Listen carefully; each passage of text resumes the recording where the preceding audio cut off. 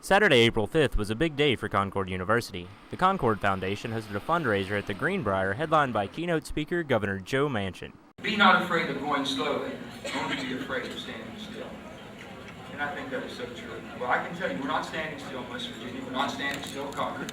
We're moving forward. Jerry put us on a fast track, and we're going to continue to achieve the success that he has been able to do over the past 23 years. The event, which included several speakers and dinner, attracted nearly 300 people and raised roughly $94,000. Topics of the presentations included the bright outlook for students graduating from West Virginia universities that want to remain in the state, and the contributions of Dr. Jerry Beasley over his soon-ending 23-year stay as Concord's president. We just invested $50 million this year for research, and that research is going to spin off entrepreneurial jobs, and it's going to take some skilled labor to do that. So it's going to be a tremendous opportunity.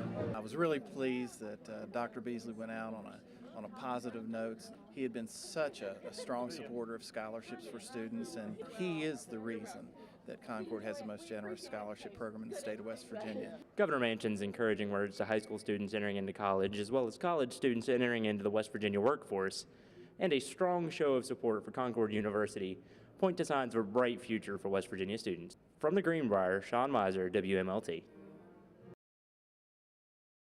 Trace amounts of mercury were found in the Science Building in September of '07. These findings have led to the closure of the Science Building for the spring 2008 semester. We spoke with Dr. Joe Allen about the concentration of mercury found in the building. The rest of the building, there's many locations that are 10 times the minimal risk level. So that's why it kind of led from one floor being closed to the rest of the building, primarily because the risk level was a little bit higher. And in addition, the cleanup crews in there really needed the building to be closed down so that there's not traffic moving through the other floors. Interim Vice President Dr. Stephen Rao gave us the university's stand on the issue. Dr. Beasley's charge to us has been that people come first and that the health and safety of students and staff is our primary concern. And he's also indicated that we are to share the information that we have as we get it. With the Science Building closed, the Ray Hall Center was put into use a bit early, which made for an interesting transition for students and teachers. We were lucky that we hadn't moved the business faculty yet because that building was closed, but for example, we hadn't put numbers on the rooms yet, so it was a matter of sticking up paper tags on the walls so people knew where they were going to be. With classes relocated and students and teachers settling into their new surroundings, cleanup is underway. The building is scheduled to reopen for the fall semester. Shawn, WMLT. About 8 to 12 million dogs and cats are picked up by animal control each year. Less than half of these animals are returned to their owners. The rest are sent to animal shelters. Kelsey Spurlock has more about how you can help by visiting your local humane society. Thanks, guys.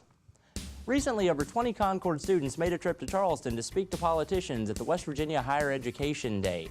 Members of the Student Government Association met with representatives to lobby for projects related to Concord, such as how changes to the Promise Scholarship would affect students. Individual members of the SGA make several trips throughout the year to the Capitol, but Higher Education Day is usually the only large-scale trip. Concord's Director of Student Union Activities, Marshall Campbell, stated that students at other state institutions don't have nearly as strong a presence at Higher Education Day as those from Concord.